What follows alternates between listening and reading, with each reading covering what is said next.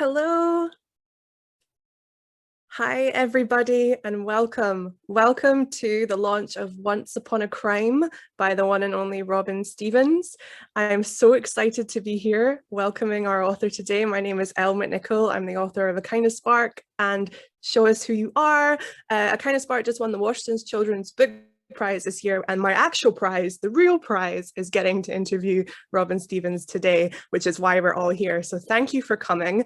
A little bit of housekeeping before I bring on our fabulous guest. We have a Q&A box, which you may be able to see. You're all experts at this by now. We've all done enough events. So if you want to think up the questions that you want to ask Robin about Murder Most Unladylike, about the Ministry of Unladylike Activity, or just about being an author, you can pop those questions in the Q&A and I'll be keeping my eye on it throughout the event, and we'll get to some questions at the end. So if you have a question now, type it in, but you can think of it while we have our event.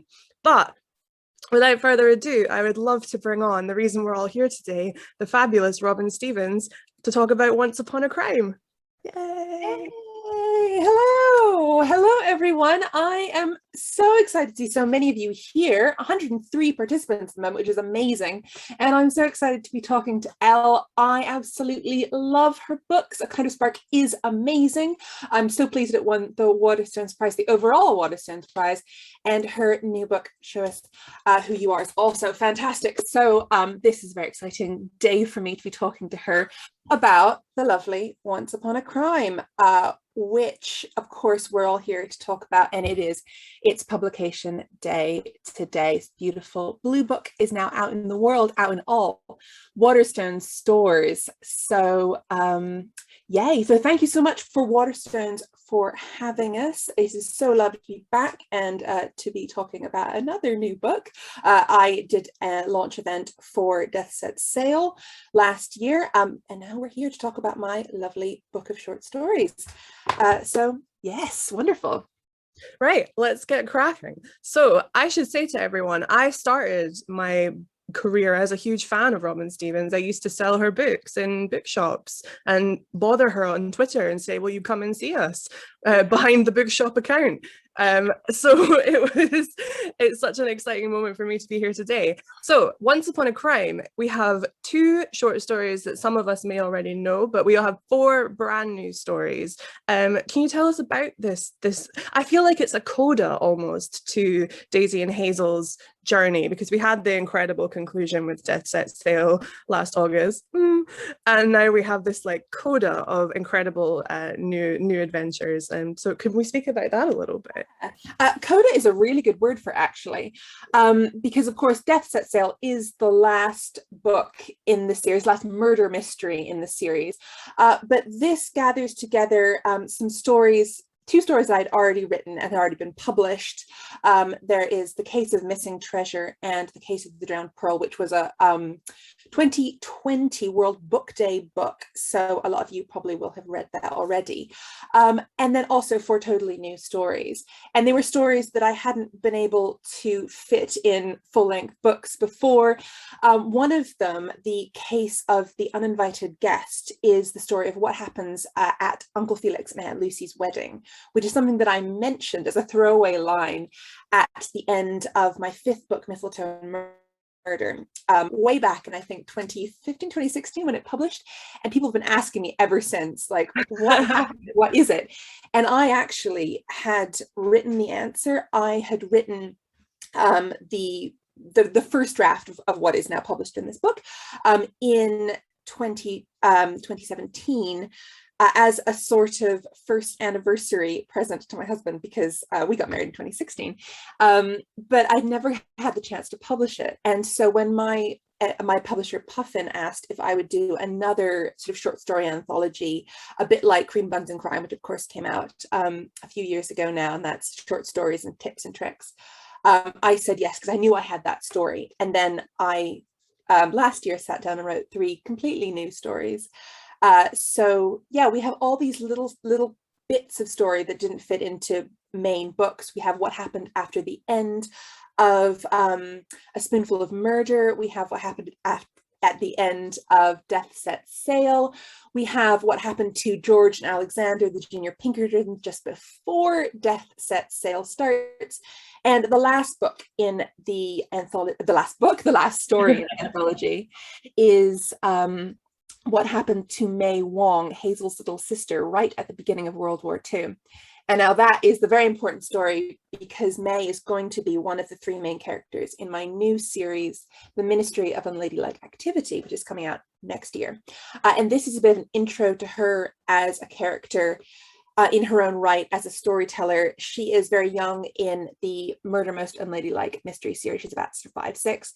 But when you meet her here, she's almost 10, and she is getting ready to be a proper detective. And she's going to, after the end of this story, meet 2 other detectives, 2 new friends who are going to be her co-conspirators in the Ministry series. So yeah, you're right. It's all these little bits of story that finish off the Murder Most Unladylike arc and start off the Ministry arc. We will get to May Wong later, because I'm so excited for her story. And someone just said in the chat, am I the only one obsessed with Daisy? And I can say, no, I am also obsessed with Daisy.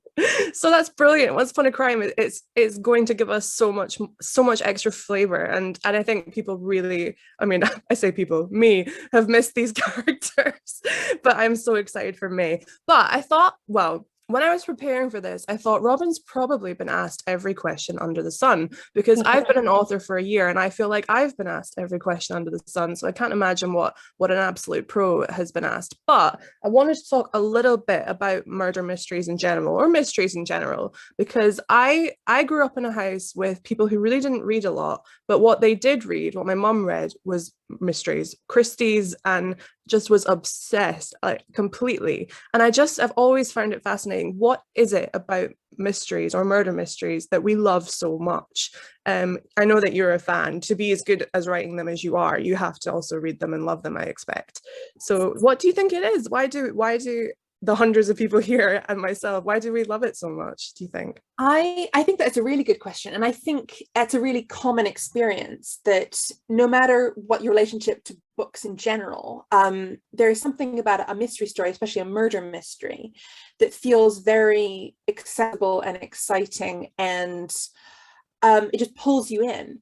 And I think it's partly because human beings are really curious. We all want to know the truth. We want to know what's happening and why. We want to understand secrets. And, as we go around the world, as we live our lives, we're always meeting people and trying to suss them out, trying to work out what kind of people they are. Are they good? Are they, perhaps do they have less good motives? How are they going to treat us? And so we are being detectives the whole time in our lives, trying to understand circumstances of sort of what is happening to us, and trying to find out the truth.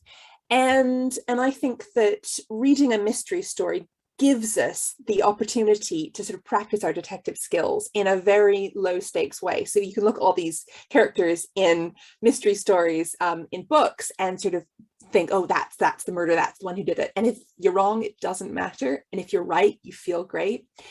So yeah, you get to sort of practice your detecting skills that everybody, I think, has. And I also think that they're very soothing. I think they're very comforting stories. They seem really scary. Something terrible happens. There is a murder, or something else happens. There's a theft or something at the beginning of the story. But actually, they're very different from, I think, true crime, which has the element of randomness to it. The real world, terrible things are always happening, and they all happen at once, and they all pile on top of each other. As we know from the last year and a half, everything just seems to be sort of falling apart. And of course, that's not always quite true. But the things that are happening don't seem very solvable, especially by one person. They don't seem very enclosed. They're just sort of going off chaotically. But in a murder mystery, there is one thing that goes wrong, which is there's a murder, or, maybe 2 murders. And that thing is very human-sized, and that's something that can be worked out. You can solve it, you can fix it. You can say, you're the person who did it, send that person to jail. And of course, the other nice thing about mystery stories, murder mysteries, is that you always get the right person. You never get it wrong, or if you do get it wrong at first, it's fixed. So you know that everybody who's being punished really did it, which again is not like the real world. So there's this really wonderful absolute justice. Everything is great in the end, apart from the person who did the murdering and who got murdered. Everyone else is safe. So it's this really safe, just, fair world. And I've always been really attracted to that because I know the world's not fair, and I think that's very unfair, and I want to help fix that. So I think that's why I'm really drawn to writing mystery stories. But yeah, it's comforting, it's safe, it's exciting, but not too exciting. It's an active way of reading or thinking about a story because you're trying to solve the case along with the detective. I just think it's the perfect kind of tell. And I grew up in a house that was super mystery focused. Like my dad loved mystery stories. We watched Poirot and Marple, and he gave me Father Brown. He gave me all of these sort of classic crime stories and detectives. And he would take me to secondhand bookshops and we'd buy all of the sort of old crime novels we could find. So yeah, I grew up loving mystery stories and really knowing a lot about them, and just sort of wanting to write my own and wanting to create my own puzzles to solve. And that leads me to Lila's comment. Lila has just commented, my mum loves murder mysteries and I've started writing my own. And I think absolutely, once you've been an active reader, you then move into writing. I remember my first mystery was Death on the Nile. And it was actually, don't shout at me, Waterstones, but it was actually the film. And it was with Betty Davis. And I just was on the sofa at 9 years old going, what on earth? Who could have done this? Because they all could have. But yeah, so I 100% agree with you. And from Lila's comment, we're moving on to talk about, I've heard you talk a little bit about what's good to do when you're writing a murder mystery. I've heard you say, you must know what the crime actually is and you know where people have been. But I was wondering if it was possible to talk about what are the don't do's, what are the do not do's when writing a murder mystery, what are the mistakes that maybe our young writers or other writers might make. That's actually a really good question. I think that the main don't do is don't just sort of go into it without really having a clear idea of what happened. And it's not an absolute don't do, because I certainly know that I have written some stories where I'm sort of like, I have a vague idea of what happens, or I have a concept and then I actually write it and I think this isn't really pulling together. And so I have to hone it. I have to, think harder about my characters, think harder about the mechanics of the crime. But certainly if you go into a murder mystery and you don't really know what happened and you don't really know who did it, and you can feel that as a reader. You can feel things not quite hanging together. And I mean, in a way, all stories, you can sort of feel like when the writer isn't quite sure about what actually happened, characters are saying things that don't quite fit with what they said before. And, that's part of the editing process, making sure it all is tighter. But certainly I've read murder mysteries and that the author has no idea what happened. And it doesn't work as well as a puzzle to solve. I think Raymond Chandler, the Big Sleep is a really famous one where he never knew who actually committed the crime, which drove me crazy when I read it as a teenager. And I just threw the book down. It's ridiculous. I mean, a lot of people love him, so he's doing something right. But the kind of mysteries I write, the kind of murder mysteries, I do need to know who did it. So I would say, make your plan. It doesn't matter if you change your plan. It doesn't matter if, I have this anthology has the only time I've ever changed who the murderer is, from when I first had the idea to when I actually published the story. It's very rare for me to change who I think did it, because to me, that would change the mystery I'm writing. That would change the circumstances of the crime in this sort of invisible way to the detectives, but I would know about it. But yeah, do know what you're doing. I also think that you do really need to see the suspects and the murderer and the victim as people. And I mean, which is sort of hard to an extent because you're writing a fairly short book and you have quite a few characters, and so everyone is sort of a little bit of a caricature. You can't really get deeply into who everyone is apart from the detectives. But I think that you really have to have an understanding of why the murderer or the criminal did it, even if you don't agree with that, even if you don't like that. You have to know why they think that was the right thing to do, and you have to make sure that your victim, that the reader feels sort of a little bit sad that they're dead, or understands why somebody would bother spending 70,000 words solving their death. So I do think it's important to try to make your characters feel as real as possible. I mean, that's every book, but the stakes are higher when you do genuinely care about everyone involved, even the murderers. And I always try to have some empathy, even if I also don't agree with what I think you've always written very sensitively about those moments of the crime scene. I also think that you are brilliant at respecting the reader, because I think sometimes writers are so desperate to pull off that twist that they'll pull rabbits out of a hat and it doesn't make a whole lot of sense, and the reader thinks, oh, okay, well, you got me, but it doesn't feel satisfying. But your books, I feel like I get it just before it's confirmed, and I'm like, oh, she's done it. That is what I hope. It's called fair play rule, which is you have to put in every single clue that the detective sees. You have to see as the reader as well. And I love doing this thing of dropping it into conversation, just having somebody say a sentence that seems so unimportant, but that is the sentence you need. And I know as a reader that readers don't always read very carefully, and you can gloss over things and you can sort of miss things and miss hints. And that's what I love doing. I love dropping in hints that my readers might miss. Yep, we're getting lots of comments saying I love Robin, I love Daisy, I love Hayes. Yes, so we see them, and of course we do. And there's also some questions coming in which are fantastic. We've got lots. So if you're thinking of questions, feel free to pop them in. I'll be perusing them as we carry on. There's some good ones already. That's fantastic. Okay, next question. Let me see if I can read my own writing. Right. So without getting emotional, I might be the only one that gets emotional, but how does it feel to be transitioning now from a long time with Daisy and Hazel into May's story, into this new chapter, into a new era, a new generation? How is that at the moment? Because I imagine it's quite emotional. It is. I think my main emotion was when I was writing Death Set Sail, and that was a really hard book for me to write, just because I didn't want it to end, and I was a mess. Like the last scene, I get emotional thinking about the last scene now, and just that's like 2 years after I wrote it. So yeah,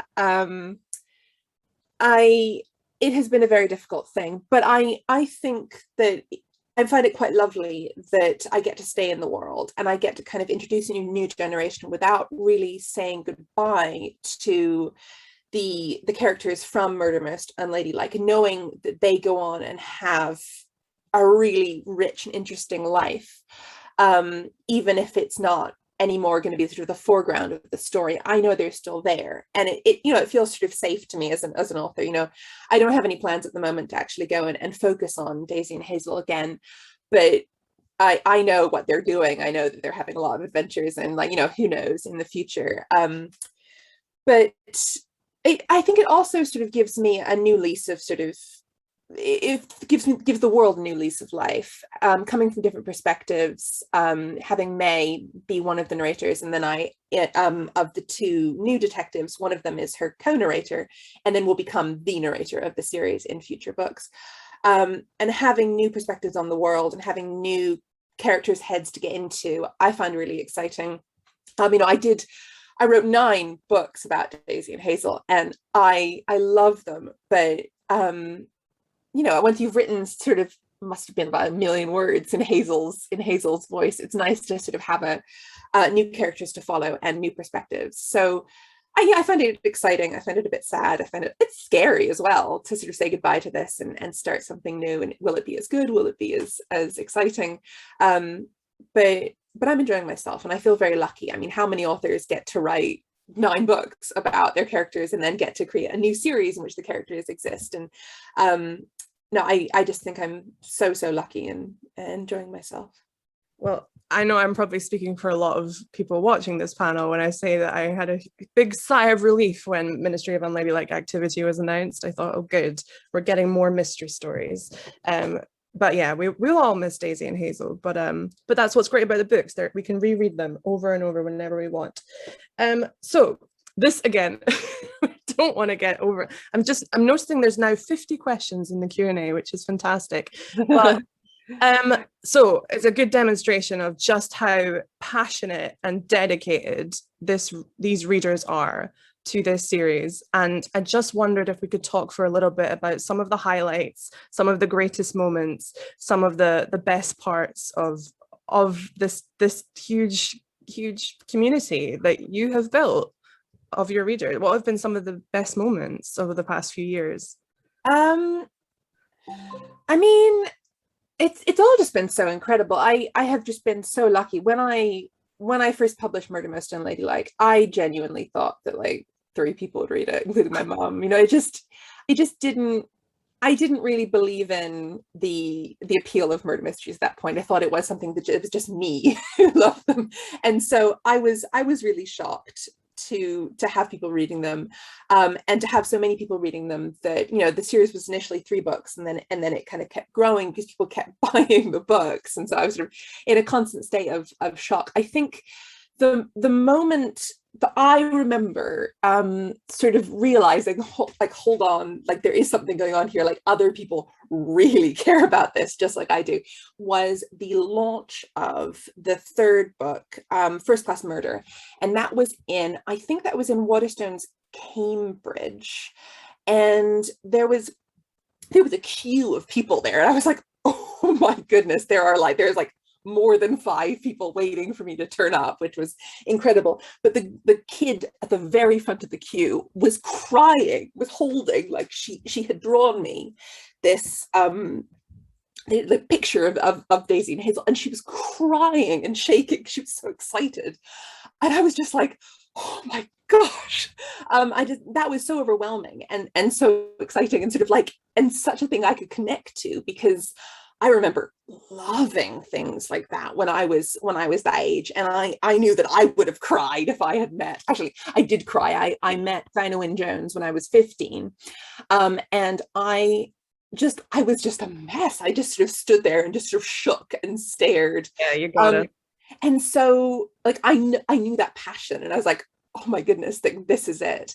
So that is a moment that I really, really remember. But it's just, you know, I just remember every bookshop event and going to meet people and festivals, and just hearing how people have responded to my characters. I think I got a lot of really wonderful sort of responses when Death in Spotlight, when Daisy finally comes out to Hazel. That is something that a lot of fans really connected to, and I still get so many wonderful emails in my inbox, you know, saying this really means something to me. It's helped me sort of be prouder of myself, helped me come out. It's helped me, you know, it's just really helped me. It's a wonderful thing, and that has been amazing. And I also think that, just even though, you know, the pandemic is absolutely terrible, and you know, there aren't really upsides of it because it is, you know, it's terrible, but it has been wonderful to see that my books have comforted readers during it, that having this body of work, this, you know, long series available and out there, has given people the ability to read it and reread it and be comforted by it, and to sort of see Daisy and Hazel as their friends, and to kind of rest in the world of my books when the actual world is chaos. And you know, it's something that I really did, especially at the beginning of the pandemic, was reread a lot of my favorite murder mysteries. I read a lot of Agatha Christie's. I reread Wilkie Collins, and lots of sort of old crime stories, and so to know that my books were giving that comfort that I was getting from my favorite books is just this incredible kind of chain of reactions. So that has been really, really lovely. I mean, you know, I wish I hadn't found that out, but it is a nice thing. So yeah, it's been an incredible roller coaster. And I just think I am so lucky, and it doesn't, being published doesn't happen to everyone, and it's already like a privilege and amazing thing. And then actually having people read your books doesn't happen to everybody. So it has been an incredible 7 years. I am beyond lucky, and thank you to everyone for being here and being part of the journey, because there wouldn't be 9 books, and I wouldn't be sitting here in 2021 talking about the second anthology of short stories if people hadn't really engaged and connected with my world. So yeah. Oh, I mean, I've seen it firsthand as a bookseller. I would, we'd have a dad come in at lunchtime going, "I need arsenic for tea, please." And so I've seen it. It really is the most incredible community. Right. I want to ask one question quickly about Ministry of Unladylike Activity, which will be coming out next year. Am I correct? Coming out sort of middle of next year. Right. Obviously, we can't say too much about it because it's still completely under wraps, but I'm going to ask a quick question, and then maybe we could have a short reading from Once Upon a Crime. And then I'm going to try and tackle this avalanche of questions we've got. So I was just asking, I've been spying on you on Twitter and Instagram, and I know that you've been doing some in-depth research for the Ministry of Unladylike Activity in one of the most fascinating eras and one of the most exciting historic periods, I think, to write in, which is why I'm so excited to read this series. Can you tell us a little bit about that research process, and if possible, anything you can give us about the Ministry of Unladylike Activity coming out? So obviously World War II, Murder Most Unladylike is the 1930s, and it made sense chronologically for the next series to be in the 1940s, to be during World War II. And it has been quite a daunting thing, because I grew up reading Golden Age detective stories, which is sort of 1920s, 1930s. I grew up really being interested in the interwar years, especially in the UK, and just sort of picking up a lot about that time. So I sort of had been doing my research on it organically for years before I published Murder Most Unladylike. I mean, obviously, I do know about World War II. We all know about World War II. It is unavoidable, but there is a lot more that we think we know about World War II that may not be entirely true, or maybe one side of the story. And it's also, it was a world war. So there are so many different parts to it. There's so many different smaller stories. And it does feel overwhelming to suddenly be like, okay, now I'm going to become an expert on one of the most researched, most studied, most talked about events, most sort of invented events of the 20th century. So that has been alarming, and I've sort of had to kind of focus in a lot and not sort of try to become an expert in all of it.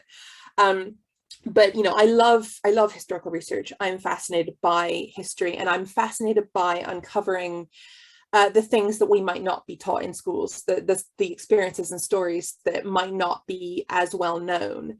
And so what I have tried to do with Ministry, the first story is sort of based on evacuees in autumn 1940 in England, but May's 2 new friends, and of course May, who comes from Hong Kong, they're all characters who have a complicated relationship to being in England in 1940, to the Second World War, to sort of Britishness.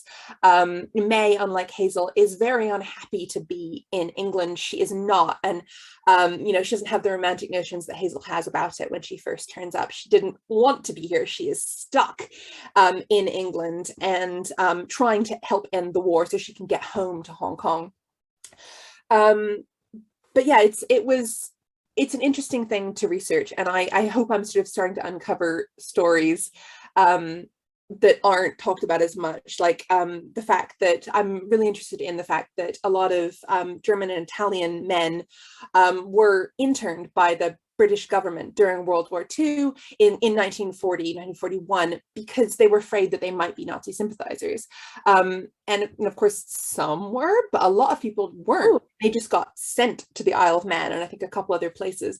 And just, they were looked after, but they were put in they're put in camps. And that is something that is real. And I know people who that happened to their grandparents or sort of their fathers, but it's not something we really learn about in school. And just all these little stories like that. And I really hope that I do get to write about the end of 1941 and the invasion of Hong Kong by Japan, which actually happened the same day as Pearl Harbor. And we all know about Pearl Harbor. We all know about the bombing of Pearl Harbor by the Japanese. But you know, there's all this other stuff going on as well. Hong Kong was also being bombed exactly at that time, and that's not something that's talked about as much. So yeah, I have all of these little stories I would love to talk about and tell. And I don't know how they'll all fit in, or if they will, but yeah, I'm a history nerd. I love it. Which actually, shall I, talking about May and getting trapped in, yes. I'm going to read from the very beginning of May's story, May Wong and the Deadly Flat. And now I wrote this during the first lockdown in the UK, at the very end of the first lockdown in 2020. And I knew I wanted to write about World War II, and I knew I wanted to write about the beginning of it. And when I was doing research about sort of the very first days of World War II in England, I was really struck, and I think I'm struck more and more now as I read the finished product, about how similar the attitudes people had at the very beginning of World War II were the same as people had at the beginning of the pandemic. There was a lot of sort of panic buying. People panic bought blackout material in 1939. And of course, panic bought toilet paper in 2020. And then the sense that you were stuck, and you know, the government was making all these pronouncements and you didn't really know what was true and what was safe. And you know, now I read it, I'm like, May is stuck in a country. She's away from her family. She can't get back to them. And there I was in 2020. I couldn't go to see my American family. I couldn't, you know, I was stuck in Oxford. I think there are a lot of parallels, and that's what I love about history, that you can always see connections, ways that what's happening now sort of rhymes with what was happening then. But yes, this is a story about a girl who is stuck in a building, who can't get home to her family, and there is a catastrophe going on around her. I am May Wong, and no one ever listens to me. If they had, I would still be in Hong Kong with my mother and Teddy, instead of stuck in England with the war on. And I wouldn't have to be speaking English and going to a stupid, freezing cold school with horrible European girls who stare at me. I haven't actually gone to Deepdene yet. My sister Rose and I are being put on the train tomorrow, but I know they'll stare. Of course, Rose is excited about school. Rose loves books and she wants to please everyone, which is why it was so unlucky that the day the murder happened, she was the one playing on the stairs. It's sort of Rose's fault that I'm here at all. I wasn't supposed to be for 2 more years, except that Rose was starting at Deepdene School, which is where big sister Hazel went and her friend Daisy, and so where we have to go too. Father wanted to travel with Rose and decided that I should come along with them so that I could practice my English and see that England is a nice place to be, which it isn't. We've been staying with Daisy's uncle, Mr. Mountfitchet, in his flat all summer. I was supposed to go home to Hong Kong with Father as soon as Rose went to Deepdene. But then war broke out and everything went wrong. I thought at first when we got to England that being at war would be an exciting adventure. There are sandbags in all the parks and air raid warning signs on the walls of buildings. Father tried to distract me from seeing them, as though I was still a baby and not almost 10 years old. Well, 9 years and 4 months, which is almost 10. Of course I saw them, and so did Rose. She pretended not to, because she's trying so hard to keep everybody happy, but I don't care about that. We've all been fitted for gas masks that smell of rubber and squeeze my face like a hand, and people go by in the street with yards and yards of heavy black fabric sticking out of bags. And then last Sunday morning, the grown-ups, which includes big sister Hazel now, all went into Mr. Mountfitchet's study and put the wireless on and played it very low so we wouldn't hear. I climbed up on top of the table in the dressing room next door and put my ear against the vent, so of course I heard. First, the man on the radio did a long speech that I couldn't really understand, saying that no one was safe, but everybody had to be calm. And then Mrs. Mountfitchet said in a very stiff voice, "So it's war." Then there was a babble of voices, everyone talking at once, which resolved into, "You can't risk the children on the journey home," said Mr. Mountfitchet. "Rose will be all right at Deepdene at least," said big sister. "But little May," said my father. And that was when I was betrayed. "Should stay here with Rose," said Mr. Mountfitchet. "Deepdene will accommodate them. We can telephone them, but I can't see any issues. It'll be flooded with evacuees anyway. If you feel you must go back, no question about it, said father. I was sure he'd say he needed me with him. But I have to go back to my family. If you're sure the little ones will be safe. That's why I hate father now and Mr. Mountfitchet. I'm father's family, and so is Rose, and he shouldn't be allowed to choose Teddy and my mother over us. I was so angry then that I ran away to our room and kicked the wall. I couldn't even pretend to be surprised when Rose and I were called into the study and told the news hours later. But of course, no one bothered to notice that I wasn't shocked. So England is at war, and I can't go back home. I've always wanted to fight and do brave things and be a hero, and at first I hoped that I would be able to help the grown-ups win the war so I could get on the ship home as quick as possible. I put my head out through the blackout blinds that first night to see if I could spot enemy soldiers coming to kill us. I wanted to kill them first, but then Bridget, who's the Mountfitchet's maid, came in and found me. She got very upset that I was breaking blackout and told me to go to bed at once. But the soldiers might be coming, I said. I want to fight them. I'll fight any soldiers who try to come in here, don't you worry, said Bridget. I did believe her. Bridget isn't the usual sort of maid, any more than the Mountfitchets are the usual sort of English people. I think, even though no one will say it in front of me, that they might be spies. But what I realized that night is that no matter how unusual Bridget and the Mountfitchets are, they won't let me help them. No one lets children do anything brave, and especially nobody lets me. So this is why, even though I thought the war would be an adventure, it's not. The only properly interesting thing to happen is the murder. And that's why I'm writing all this down, so I have something to prove there was a murder in the flat above this one, a murder that I solved. I've made at least one grown-up sorry for what they did, even if I can't do anything to the ones I'm really angry at. Yay! And that's the beginning of the story. And to find out what the murderer was, you will have to buy this book, available from all good Waterstones branches. Yep. That was fantastic. I know that lots of people in the comments have said this as well, but I really love May's voice. I think that's a really exciting new narrator, and that was a fantastic reading. Yes, thank you so much. Someone said in all caps, this book is amazing. Yes, I agree. Okay, we have breached over 100 questions, so I'm going to have to be a little bit mercurial and just pick only a few. But we're going to go into the Q&A now. So thank you if you submitted to the Q&A box. So, okay. Oh, from Gabriella. Gabriella says, do you think Daisy and Hazel would have been code breakers at Bletchley Park during World War II? I like to think so. That's a good observation. Great observation. It is an observation that may well come true in future. We'll have to wait and see. I love Bletchley Park as a concept. I just love sort of code breakers and secret wars and stuff. And I read a book called Between Silk and Cyanide, which is an account of a code breaker, not a Bletchley Park code breaker, but a man who was creating and cracking codes as part of the Ministry of Ungentlemanly Activity, which is real, and helped inspire the Ministry of Unladylike Activity. So watch this space. I love code breaking.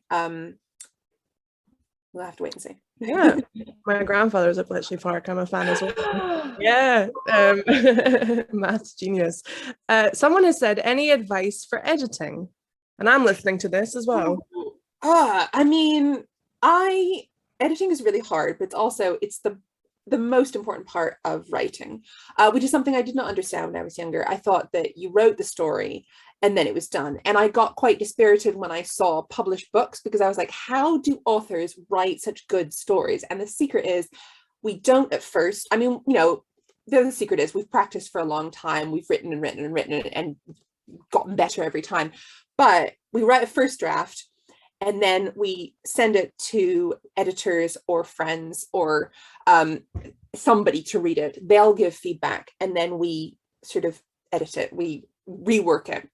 And if you don't have an editor, don't worry. I didn't for a long time. Just ask a friend, basically. And what you should be asking them to do is ask you questions about the story. Questions like, but why does this character have this backstory? Why do your characters go here? What is the point of this scene? I don't really think anything is happening much. Could this scene be a bit more exciting? And that's what an editor does. My editor will read my books, my stories, and say, I really liked this, but I didn't get a strong enough sense of who your main character was as a person? Can you give her a bit more backstory? Can you sort of give her a bit more of motivation? Or they might say, this part, you've already said this earlier, you can just get rid of this scene. And then what if they went over here instead? What if they went and did this instead of sitting in a room and doing nothing? And that is really helpful to me because it kind of opens up my mind. And when I can read and reread my own first draft, and I can be like, this is as good as it's gonna get. I don't know what to do. And the minute that your editor comes in and starts asking those questions, I'm like, of course they don't need to stay there. They can do that. Oh, of course they don't need to do that. They can go here. Oh, I don't need to have this character in at all. I can change them to this person. And that is so helpful. So I think it's important when you're editing to be very open to people's thoughts. It is your story at the end of the day. If somebody says something that you don't agree with, like when we were submitting Murder Most Unladylike to publishers, one publisher, I can't even remember who it was anymore, said, we like this book, but we don't like their two main characters. Can you get rid of either Hazel or Daisy? I can't remember. And just have the book be about the other character. And I said, no, absolutely not. Like, that is the heart of the book, is the two characters. It's the friendship. So there are some editorial changes that you might get suggested you don't want to make. But be open, wait a little bit after you've had feedback, wait 24 hours before you get really angry, because actually normally it is good advice, but you're just, a bit over emotional because you love the story so much. So be open, be thoughtful, be okay with changing a lot of stuff. I changed about half the words between the first and the second draft of Ministry, and it made the story a lot better, and it made me feel a lot better about what I'd written, but it was a bit hard just to get rid of all those words that I'd written. And you also see blank page, which is something people say a lot, but it's really true. You need to write the thing wrong first to get it right in the second or third or fourth draft. So yeah, it's hard. It's a process that's learned like everything else, but it really makes your writing a lot better if you can become a good edit writer. I don't know, but yeah, if you can edit, it's really important. Agreed. So this is a great question from Lily, because she has asked, are there characters you wish you could have written more about? And I find writing middle grade, especially first person middle grade, I do want to spend time with people in the secondary cast, but we have to stick with our main girl or boy. But are there characters that you really loved spending time with and maybe would want to spend more time with?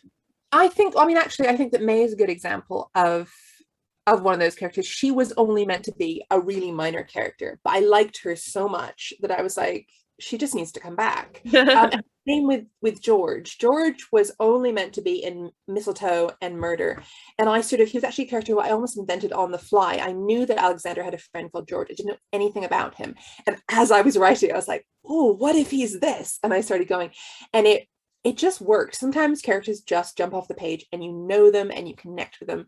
And that was George for me. So he got to be in a lot more books. In terms of, writing Ministry now, I have these complicated backstories for my new characters and I can't fit them all in the story. And I'm like, I just want to say more about this. I just want to say more about this.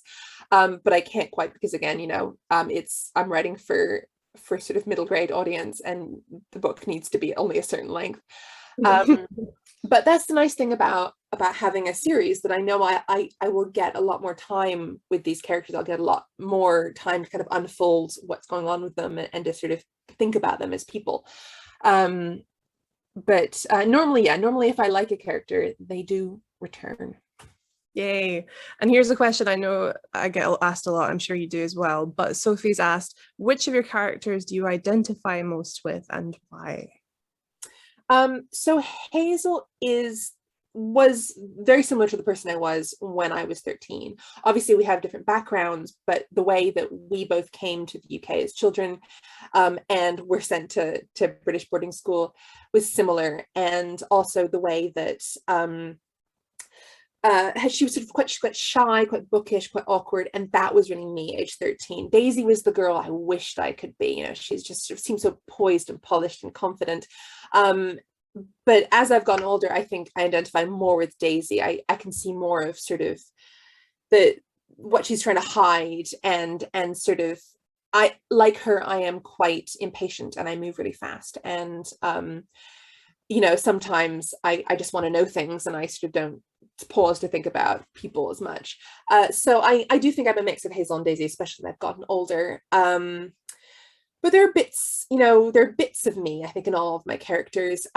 May is a very angry kid, and I was quite an angry kid, and I like having, especially a girl who's really angry. You don't get to see that as much in fiction, and I definitely didn't when I was younger. And I think it's nice to have a righteously furious character sometimes. Excellent. And Eva has asked, did you visit all the places you've written about? Eva, yes, I did. So I have visited 4 Murder Most Unladylike for the series. I visited everywhere. I went to Egypt for Death Set Sail. I was so lucky. I went in January 2020. I cannot believe how close I came to not being able to go, but I did. I went to Hong Kong for Spoonful of Murder. It's especially important to me. I went on the train. I went on the closest thing to the Orient Express. I could go on a British Pullman train when I was writing First Class Murder. It is really important for me to have a very clear idea of where I'm writing about, to be able to see the place almost like a film, so I can walk through the halls. I can go to different places in my head, and I can make my characters go there. Obviously, I've had difficulty this past couple of years because it's been really hard to travel. And what I have actually done in Ministry is I have had to use the floor plan of a house that had a very famous historical murder that I know a lot about, and I've used that as the floor plan of the house in Ministry. But normally, yes, I always go visit the places, and I think it's helpful. But of course, as you see this time around, you don't totally need to, and you can just sit in your house and look on Google. But I am very jealous of the Egypt trip. But I do feel when I was reading Death Set Sail, I've never been to Egypt. It's one of these places I've always wanted to go, being a huge ancient Egypt nerd. And I really felt I was there with Death Set Sail. It really is such a brilliantly immersive book. And I know everyone's read it, so there's no point me saying that. But anyway, Imi has asked, what first inspired you to write the Murder Most Unladylike series, and who is your main inspiration? Before you answer, when selling your books, it really did feel like there was this huge gap before they came along, because almost as if publishing thought children weren't able to read about murder mysteries, and it was really frustrating. I was frustrated as a child who liked them, and yeah. So I what did inspire you to take that step and plug that hole? I mean, I was very. It seems so obvious to me because, like you, I was a kid. I started reading Agatha Christie when I was 12, and I loved them.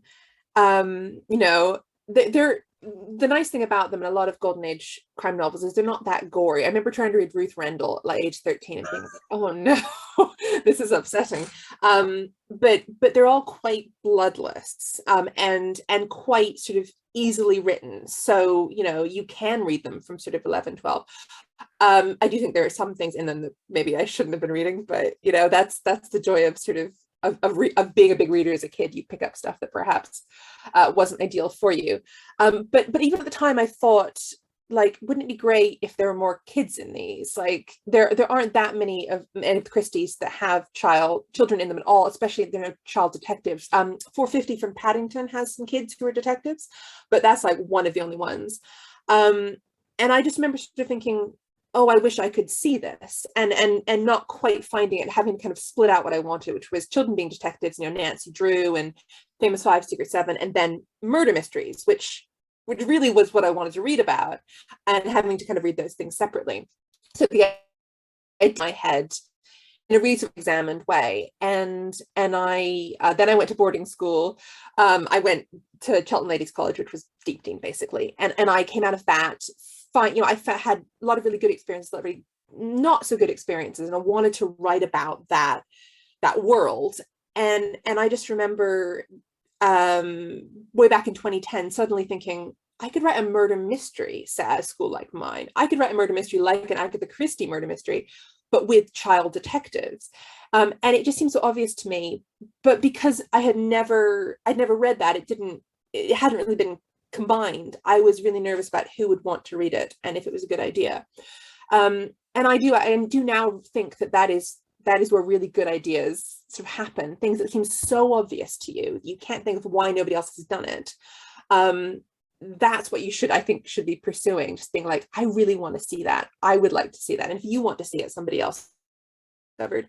But yeah, it was sort of my own experiences wishing that I had something more age appropriate. And now the nice thing is that you know, big readers who are 11, 12 do not have to go read Agatha Christie and Ruth Rendell and lots of other sort of like more disturbing books. You get to keep reading books that are about people like you, that are for people like you, and that is so cool. Now Sharna Jackson and Ellie Griffiths has written some really great kids ones, and Ella Risbridger has written an amazing murder mystery story that I think one of my favorites this year.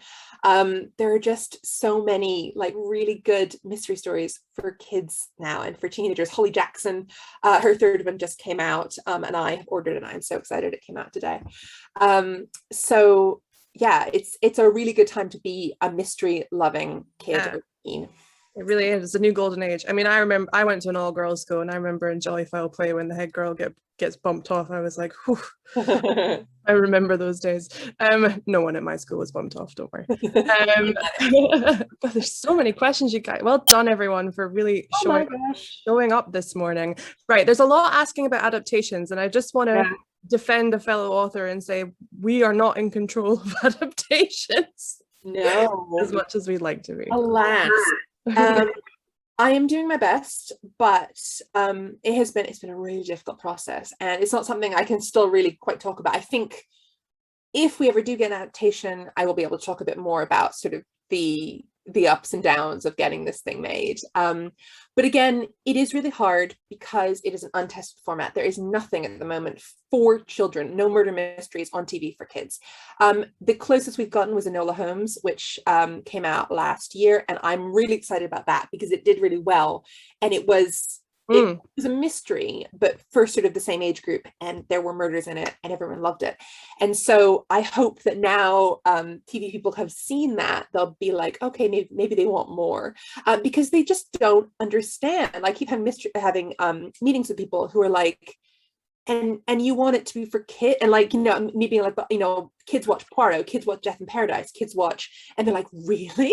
Yes, because you know, it's the same impulse that leads us all to be reading murder mystery books. We want to sort of connect with those stories.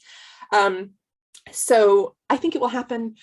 It is taking a long time. I know that what I can do as the author is to sort of choose the people who do it, and I'm being very careful about that because I need to make sure that they make it right. It's not just having it made, it's being made in a way that fans will really approve of and will sort of honor the characters and the world.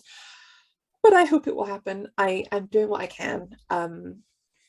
Yeah, come on, producers. I was watching Rosemary and Thyme when I was a child, and there's a TV show that never had one drop of blood, but it had lots of intrigue. Someone has asked, which of the books was your favorite or the easiest to write, and which one was the most challenging? I mean, easiest to write. They're all hard in their way, you know.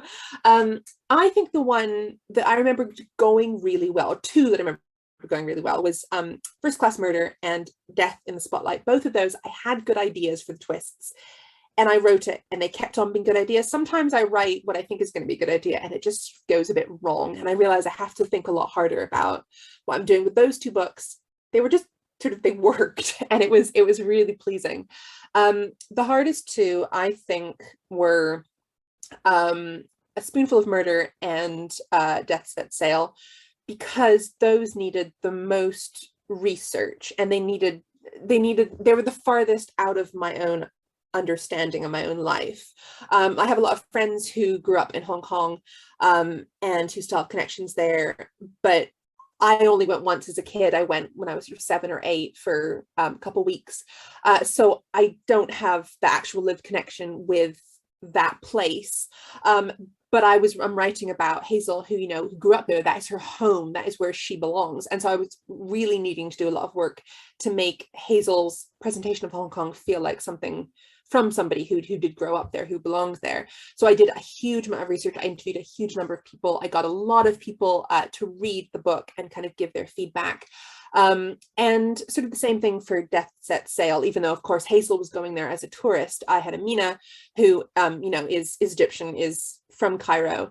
And so it needed that need to feel realistic. And I wanted readers who were Egyptian, who had family from Egypt, to be able to read it and go, oh yeah, this seems right to me. This at least connects enough with my experience. So again, did a lot of research, interviewed a lot of people, went to visit it. And both, I think I was really trying hard to get right. And I don't know if I got it totally right, but I think that I did the best I could do, but it took a lot out of me. I'm proud of both those books, but yeah, they were hard. You should be. Someone has asked, how do you decide who the murderer is? And that's a complex question, but a good question. How do you decide who the murderer is? So normally I would start off with a setting, and then I'd think about what kind of murder I want to have happen, what kind of crime, and that makes me think about the victim. And then I think, well, who would kill that person? Or sometimes I would start with like the murderer and think, and like, I want to write a murderer who does this, and then who would they kill? But it's very, very early in the planning process. And it really does inform the whole book. The person who the murderer is sort of informs the story that I tell around it and all the other people who are there. But it normally has to be somebody who thinks they're doing the right thing. They have to have a reason for doing it. They have to get some real gain out of committing the crime. Sometimes I read about historical crimes. Sometimes I read other people's murder mysteries, and I think about the possibilities of sort of who they have made the murderer. So it comes from a lot of different places, but it is extremely important for me to get that right. And of course, the murderer has to have all the motive and things. I once was at a murder mystery party, and I didn't know I was the murderer until the very end, and the detective was in my face, and I was like, no. I'm not the murderer, but I was. I just didn't know it, which is a good twist. And I think this is a good one to end on. Ramona has asked, did you ever get demotivated to continue the stories? And what inspired you to keep going, and what tips do you have for motivation? I think that's a good question to end on, is with what everyone's going through at the moment. We do get those moments of demotivation, I think. But in general, can you speak to that a little bit? Yes. So I think that it is really important to know that every author gets demotivated on almost every book. I don't know many authors who haven't just wanted to stop. There's something that always seems to happen to writers a lot, people I know, where we get to the middle of the book, no matter how long the book is going to be. If the book's going to be 60,000 words, it's 30,000. If it's going to be 100,000 words, it's 50,000. If it's 20,000 words, it's 10,000. And in the middle of the book, we always want to stop, and we're just like, this is rubbish. It is horrible. I hate this book. I had a friend who's an author, who literally put her manuscript into the bin of her computer and was going to press, delete to get rid of the whole thing. I was like, take that thing out. Don't dare do that. But she really wanted to do it. And I think that part of being a writer is having to battle all of the voices in your head that say you're not good enough. And, those come from everywhere. They come from, maybe teachers you've had, or friends you've had, or family members who have said, that's ridiculous. That wouldn't happen. People like you can't be an author. Like, authors don't do that. And then partly they just come from you and thinking, this isn't as good as it could be. I had this idea in my head that's so beautiful, and now what is on the page is sheer trash. But you just have to ignore it and keep going. And I think that really one of the only crucial differences between people who do finish stories and people who sort of listen and give in is just the ability to ignore those voices and keep going. And you can keep going while you hate it, and you keep going while you're thinking it's rubbish. But as long as you get to the end, that is the thing that you have to focus on, because once you're at the end, you leave it alone for like a couple weeks or a year or however long, and then if you go back to it, it will never be as bad as you think it is. Like, literally, it cannot happen it'll be as bad as you think it is, because nothing could be as bad as you think.